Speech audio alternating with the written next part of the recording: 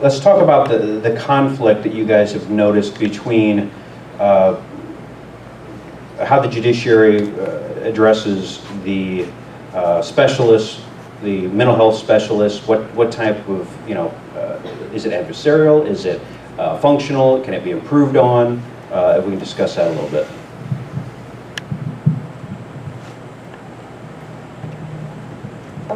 Go ahead.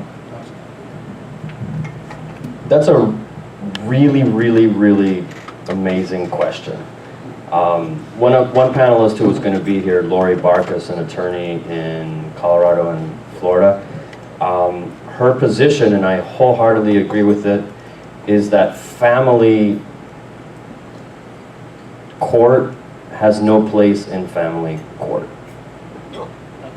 It's a family issue that has emotions, very damaged emotions that need healing, and an adversarial venue makes it worse, which is entirely not in the best interest of children. And the cardinal rule in family court is best interest of the children. So my argument is courts are not in the best interest of the children.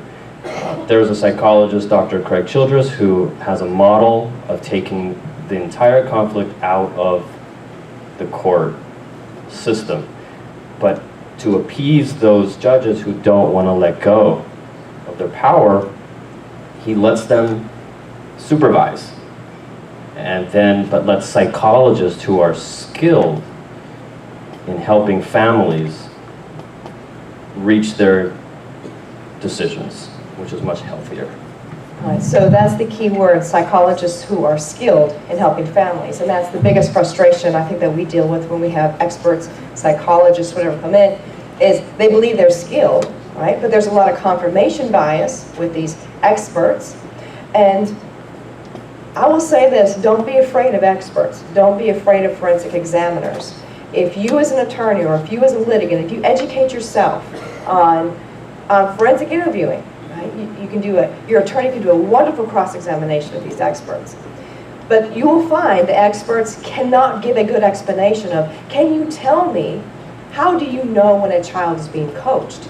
Most of the time you get a deer in the headlights because they don't know, but yet they're in there, they're giving their expert opinion as to, I feel like this child has been abused. Never mind that the forensic interview shows coaching and leading questions in this child's 4, and well, this was, the child told me that I really believe this child. Well, you can have a 4-year-old who's never been abused who believes they were abused.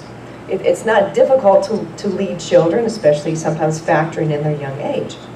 So that's the biggest problem that we have, is finding experts who are actually experts. So there's a lot of, I'm a master's level therapist. There's master's level therapists that come in and they will give a lot of a master's degree and they give their opinion. And you start pulling out some of the research, you start questioning them on some of their training, and they don't have answers to the questions. So, there was another thing, when there is an expert there, take them on voir dire. Question them on their CV, question them on their knowledge of the case, question them on the knowledge of your client. You're here as an expert. How many times have you seen my client? Well, I spend about 20 minutes with them in the lobby. Did you do an in-depth psychosocial evaluation? Well, no. The answer is no, 20 minutes in the lobby. So experts come in, but we tend to take their opinion. Well, this is what the expert said, this is what we're stuck with. It's not what you're stuck with. That's the biggest issue that we have, is they're not trained. They're not trained. But what are you going to do about it as an attorney? Right? So as an attorney, of course, you can hire your own expert. You educate yourself on the research. You know how to get these journals in. You know how to cross-examine them.